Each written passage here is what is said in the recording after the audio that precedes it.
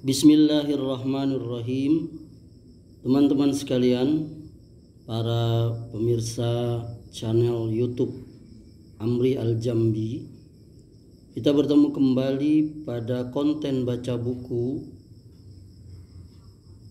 Buku yang akan saya baca pada kesempatan kali ini adalah buku yang berjudul Capita Selecta, Aliran-aliran Sempalan di Indonesia, yang ditulis oleh M. Amin Jamaluddin, penerbit Lembaga Penelitian dan Pengkajian Islam (LPPI).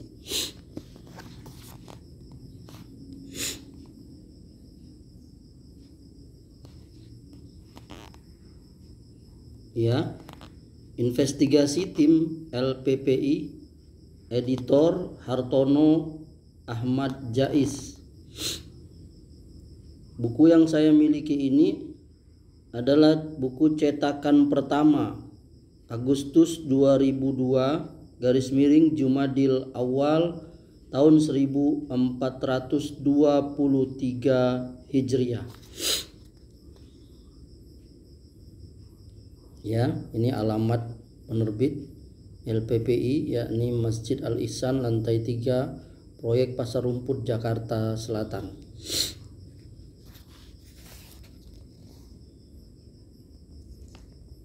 Ya.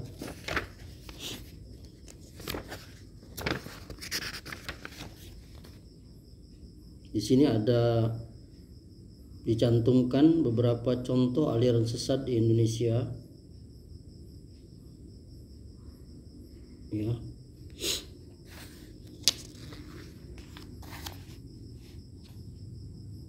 Nah, saya akan membacakan yakni aliran di nomor 11, NII Ma'had Al-Zaitun, yang ada di halaman 71.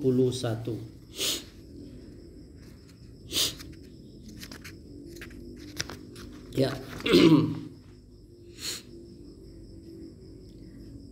11 NII Ma'had Al-Zaitun. Bukti-bukti kesesatan NII KW9 Abu Toto.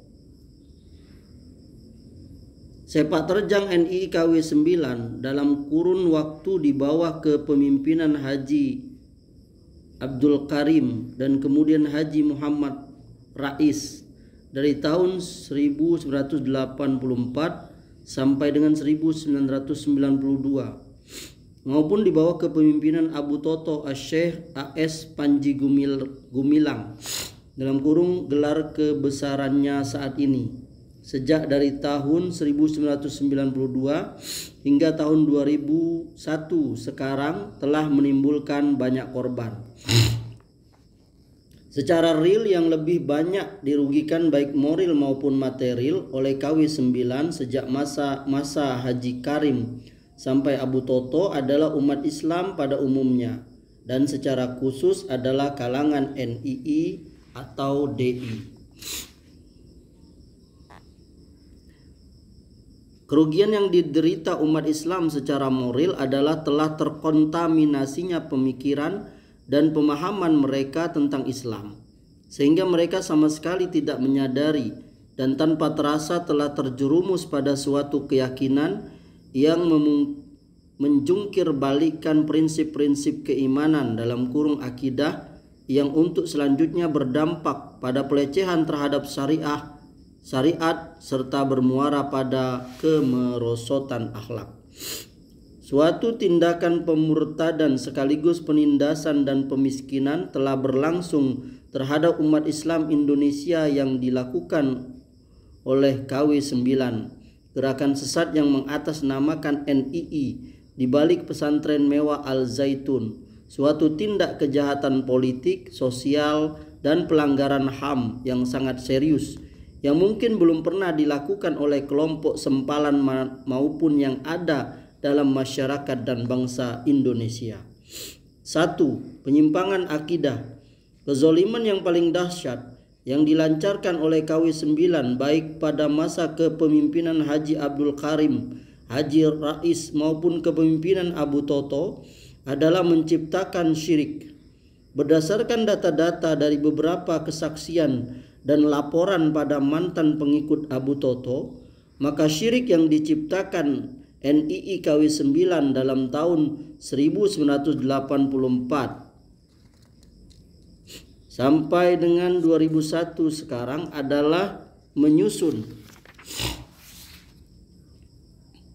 sistematika tauhid secara serampangan dengan membaginya ke dalam 3 substansi tauhid, yaitu tauhid rububiyah, tauhid mulkiyah, dan tauhid uluhiyah tanpa dasar disiplin ilmu sedikit pun. Pertama, mereka mengumpamakan tauhid rububiyah dengan akar kayu, mulkiyah dengan batang kayu, uluhiyah adalah buahnya. Selain itu mereka juga menafsirkan rububiyah dengan undang-undang, mulkiyah adalah negara, dan uluhiyah adalah umatnya. Tafsiran semacam itu sungguh sangat menyesatkan karena telah merendahkan, menghina Allah, dan telah menyamakan Allah dengan makhluknya. Kedua, mereka juga meyakini kerasulan dan kenabian itu tidak akan berakhir selama masih ada orang yang menyampaikan dakwah Islam kepada manusia. Kesimpulan mereka bahwa setiap orang yang menyampaikan dakwah Islam pada hakikatnya adalah Rasul Allah. Ketiga, menciptakan ajaran dan keyakinan tentang adanya otoritas nubuah pada diri dan kelompok mereka dalam menerima, memahami, dan menjelaskan serta melaksanakan memperjuangkan Al-Quran dan Sunnah Rasul Sallallahu Alaihi Wasallam hingga tegaknya syariat dan kekhalifahan di muka bumi dengan menetapkan doktrin tentang Al-Quran dan As-Sunnah secara serampangan serta sangat menyesatkan. Antara lain, A. Al-Quran adalah wahyu yang diturunkan kepada Muhammad Sallallahu Alaihi Wasallam untuk menata dunia secara baik dan benar menurut yang dikehendaki dan ditetapkan Allah. Namun dalam prakteknya bagaimana mereka mensikapi, memperlakukan ataupun memahami Al-Quran, maka itu terserah manusia, yakni bebas melakukan takwil maupun tafsir baik terhadap ayat yang muhkamat maupun yang mutasyabihat. Catatan kaki nomor 2, Mabadius Salasah karya Abdul Karim Hasan dalam kurung buku pedoman NII. B. As-Sunnah adalah perilaku Nabi Muhammad SAW dalam melaksanakan Al-Quran yang ternyata mengikuti milah dalam kurung ajaran dan tata cara pengabdian Nabi Ibrahim alaihissalam. Selain itu Nabi Muhammad juga diyakini sebagai kader Nabi Isa bin Maryam yang dididik dan dibina oleh kaum Hawari yang notabene pengikut setia Nabi Isa alaihissalam atau hasil transformasi ajaran Nabi Isa alaihissalam. Catatan kaki nomor 3, wawancara dengan Imam Salahuddin dalam kurung mantan NII KW 9 tanggal 22 Desember 2000 atau 26 Ramadan 1421 Hijriah. Baca juga MBM Al-Zaitun nomor 6 dan 7 tahun 2000 halaman 99.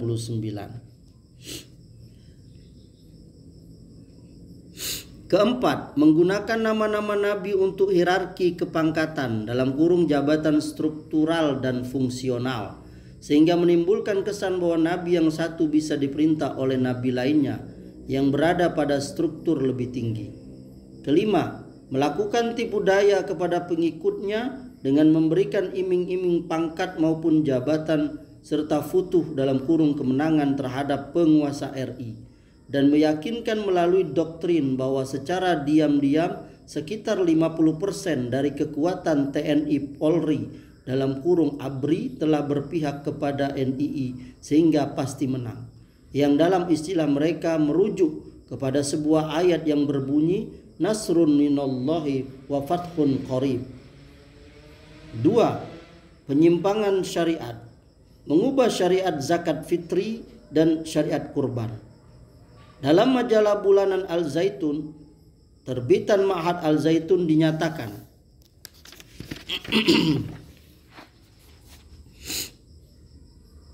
Pada kesempatan Idul Fitri kali yang pertama di awal Januari tahun 2000, Ma'had Al-Zaitun telah mengawali langkah yang tepat sekaligus berani untuk mengelola sumber dana dalam Islam, yakni dengan mengaktualkan nilai zakat fitrah. Ini dilakukan bukan untuk mencari sensasi, tetapi semata-mata untuk meningkatkan kualitas umat. Zakat fitrah tidak lagi dihargai dengan 3,5 liter beras, karena dosa setahun sudah tidak wajar lagi dibersihkan dengan 3,5 liter beras. Dan sangat ironis jika hanya dengan 3,5 liter beras kita bercita-cita untuk mensejahterakan umat. Catatan kaki nomor 4 ditulis oleh Guru MAZ dalam MB Al-Zaitun edisi 3 Maret tahun 2000 halaman 10 dan 11. Alhamdulillah, seluruh sivitas Ma'had Al-Zaitun menyambut langkah ini dengan antusias, termasuk para santri dan wali santri pun menyambut dengan baik dan penuh kefahaman. Sehingga pada kesempatan Id itu dari santri saja terkumpul dana zakat fitrah hampir mencapai 100 juta rupiah hanya dari 1235 muzaki. Kalau dibuat rata-rata masing-masing santri membayar zakat fitrah kurang lebih sebesar 75.000 rupiah.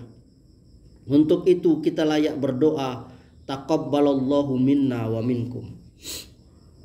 Pada pertengahan Maret tahun 2000 ini kita bertemu dengan Idul Adha, di mana umat Islam diperintahkan untuk berkurban. Kalau pada Idul Fitri kita bisa melakukan sesuatu harakah yang bermutu, maka pada Idul Adha ini pun kita harus melakukan hal yang sama, bahkan harus lebih hebat lagi. Pada Idul Fitri, hari kembali fitrahnya manusia, itu telah mengajak umat untuk berzakat fitrah dengan harakat Ramadannya. Maka pada Idul Adha, hari berkurbannya manusia, kita mengajak umat untuk berkurban, mengorbankan sesuatu yang dicintainya dan mendekatkan diri kepada Allah. Pengertian berkurban menurut Al-Zaitun. Menurut bahasa dalam kurung lughawi, kata kurban berasal dari kata qoroba yang berarti dekat. Sedangkan dalam kamus Al-Munjid halaman 617, kata kurban diartikan sebagai berikut: apa-apa yang bisa mendekatkan diri kepada Allah dengan cara menyembelih atau dengan yang lainnya. Jadi namanya berkurban itu tidak selamanya dengan menyembelih hewan. Menyembelih hewan hanyalah sekedar lambang dari pengorbanan. Manfaat zakat dan korban ditinjau dari aspek sosial adalah untuk memberi makan fakir dan miskin. Memberi makan dalam arti luas adalah bukan hanya memberi makan pada jasmani dalam kurung perut, tetapi juga di dalamnya memberi makan kepada rohani dalam kurung akal basir. Makanan otak manusia bukan daging kambing, tapi makanan otak manusia adalah ilmu. Ilmu secara formal bisa didapat lewat pendidikan. Maka jika berkorban dikeluarkan dalam bentuk uang, misalnya, dan uang yang terkumpul digunakan untuk membangun sarana pendidikan, gedung pembelajaran, asrama, masjid, perpustakaan, laboratorium, dan kelengkapan lain yang menunjang pendidikan, itu berarti kurban yang kita keluarkan akan lebih abadi dalam kurung berpahala manfaatnya bagi Islam dan umatnya. Dengan pendidikan kita bisa menciptakan generasi Islam yang berotak jernih dalam kurung brilian dan sekaligus memiliki basirah yang tajam. Dengan cara ini kurban jadi lebih aktual, efektif dan efisien dan seterusnya. Yang kemudian pada akhir tulisan tersebut antara lain, inilah arti berkurban secara luas dalam kurung arti yang sebenarnya, bukan arti secara sempit yang hanya mengandalkan berkurban dengan menyembelih hewan saja, hanya berorientasi kepada kebutuhan jasmani dalam kurung perut saja. Inilah paradigma berkurban yang optimis dan berwawasan masa depan, bukan pandangan berkurban secara sempit yang hanya memikirkan kegembiraan fakir miskin di hari raya saja, tapi pandangan yang jauh ke depan, memikirkan nasib umat 100 bahkan 1000 tahun yang akan datang. Catatan kaki nomor 5, Ibid. Sikap, pandangan serta praktek zakat fitrah yang menyimpang sebagaimana di atas yang diterapkan pada para santri Al-Zaitun toh tetap berjalan dan bahkan malah semakin parah pada Ramadan tahun ini, sebagaimana yang dilansir media antara lain. Sumber dana lain yang bakal dipergunakan untuk pengembangan pesantren antara lain zakat fitrah, zakat yang lazim ditunaikan umat Islam menjelang Idul Fitri. Selain itu, pimpinan Ma'had Al-Zaitun sempat mengumumkan kepada 3.200 santri tentang jumlah pembayaran zakat fitrah terbesar yang dilakukan oleh seorang santri dari Nusa Tenggara Timur sebesar 1 juta rupiah. Pembayaran zakat fitrah terbesar diraih oleh santri asal Gorontalo senilai 500.000 rupiah. Demikian juga diumumkan pembayar zakat fitrah terkecil sebesar 10.000 rupiah. Catatan kaki nomor 6, Poskota edisi 23 Desember 2000 halaman 8 dan sebagaimana yang dimuat dalam MB Al-Zaitun edisi 12 tahun 2000. Sedangkan menurut pemberitaan majalah Al-Zaitun sendiri malah menggambarkan keberhasilan yang fantastis dari gerakan Ramadan yang mampu menghasilkan pemasukan uang sebanyak 5 miliar rupiah lebih. Catatan kaki nomor 7 MB Al-Zaitun edisi 12 tahun 2000 halaman 13. Eksploitasi, pemerasan maupun eksploitasi penggalian dana dan program pemiskinan umat Islam dalam kurung korban rekrutmen dengan mengatasnamakan zakat, tazkiyah baitiyah, qirat, sedekah tatawwu, infak sabilillah, kijanah tajwidiyah, qirat, sedekah, jauka dan istizan, nikah, tahkim, musyahadah dan tartib maupun kafarat dan lain sebagainya telah mencerminkan adanya motif manipulasi dan penipuan yang sangat merugikan dan meresahkan umat serta merusak kesuci luhuran ajaran Islam.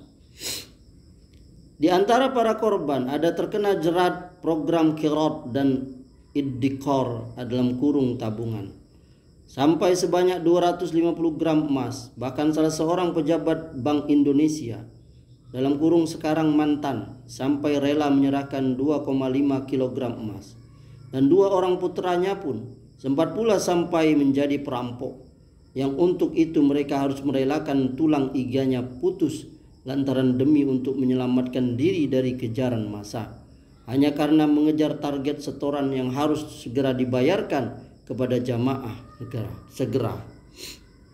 3. Pemerasan.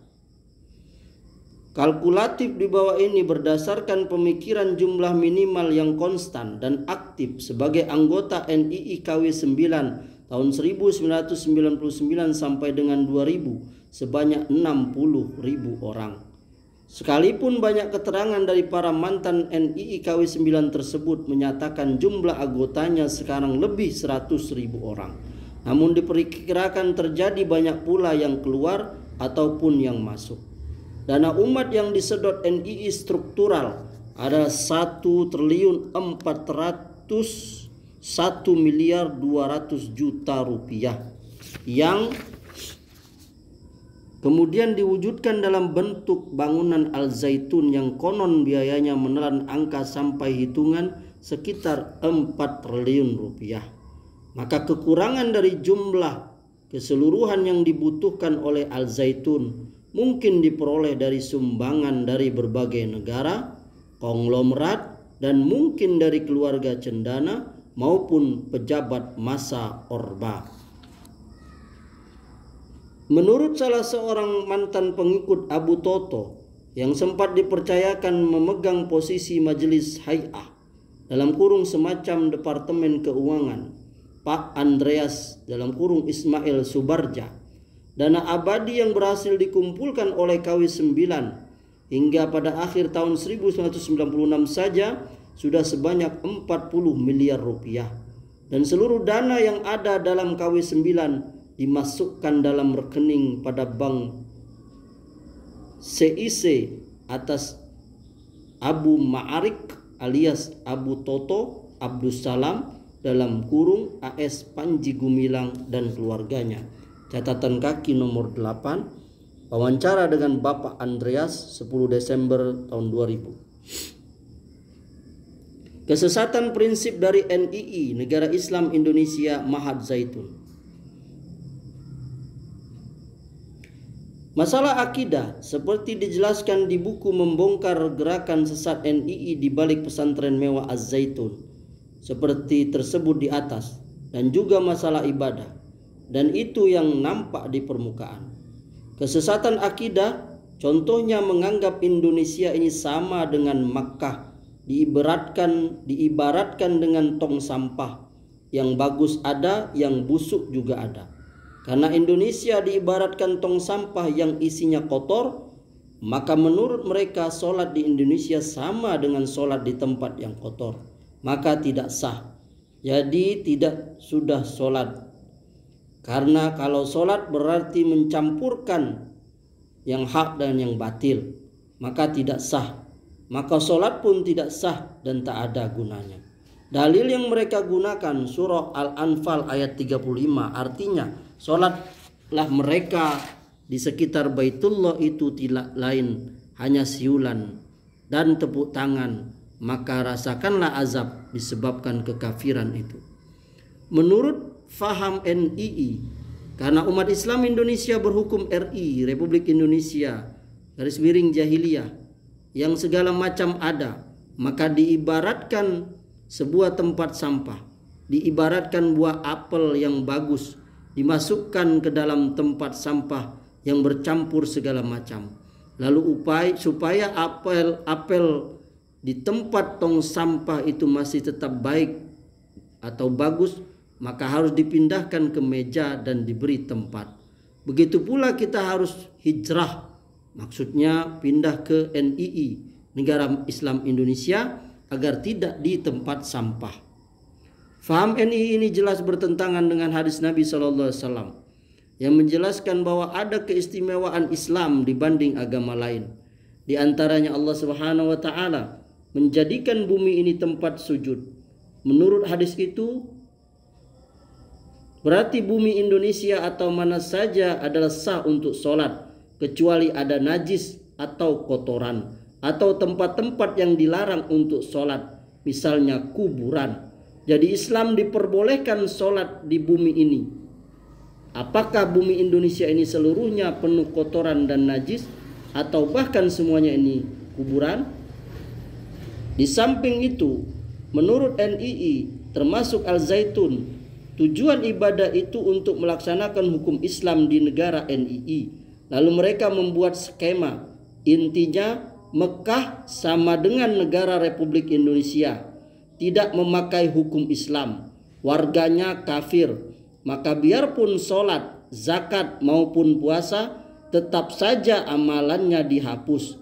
NII mendasarkan pada surat 47 ayat 8-9. Lalu mereka menganggap Madinah sama dengan negara Islam Indonesia, memakai hukum Islam, warganya umat Islam, maka sholat, zakat dan puasa diterima dan suci kembali bayi baru dilahirkan.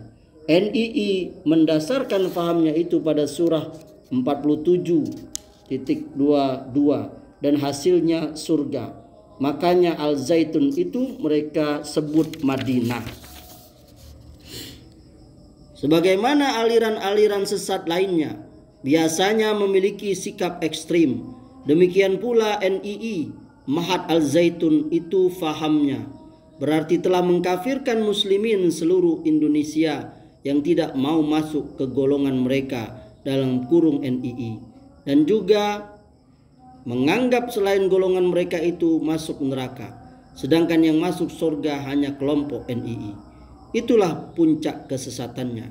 Maka faham sesat menyesatkan ini wajib diberantas, kecuali apabila memang benar-benar mereka bertaubat dan kembali kepada Islam yang benar sesuai Al-Quran dan As-Sunnah. Semoga bermanfaat.